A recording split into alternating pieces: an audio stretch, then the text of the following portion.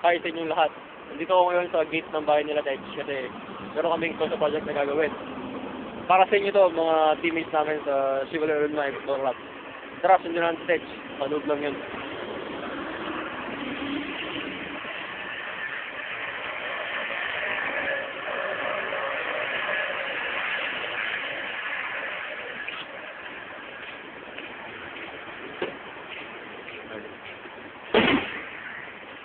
Tej!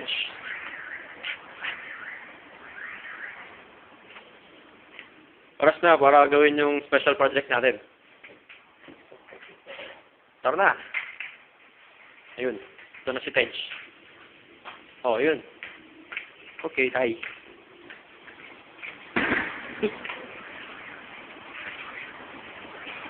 Tignan nyo naman, gagawa lang kami ng project. Naksuot niya pa yung jersey niya, Cristiano Ronaldo. Ito na kami ngayon. Palabas na.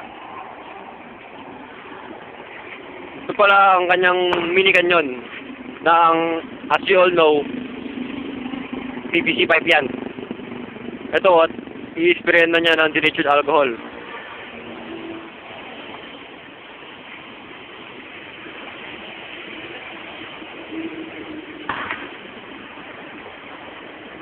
Para makumpleto ang aming project, nag-drawing si Trevor ng muka. Ito yung muka na dinrawing niya. May pangalan pa sa ilalim. Ayun, Edward number 13. So, ito na yung video. Ito na yung project namin pala. Ito na. Tej, are you ready? Okay. Simulan na yung project natin. The project is called Pasabugin ng mukha ni Edward. Okay. Ready? 1, 2, 3. Oh, shit! Puta, nakita niyo ba yun? Tignan niyo ang nangyari sa mukha ni Edward. Wala na! Oh, sirang-sira na.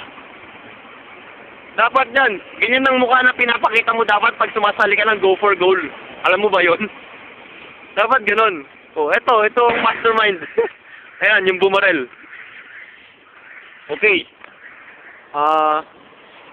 All you need to do is to buy a PVC pipe and then denatured alcohol. You can try this at home. It's very safe. Okay? Tandaan yun. So, ito yung Tej. Mastermind natin. Saka ako, yung taga-video, yung pogi. Okay. Thank you for watching.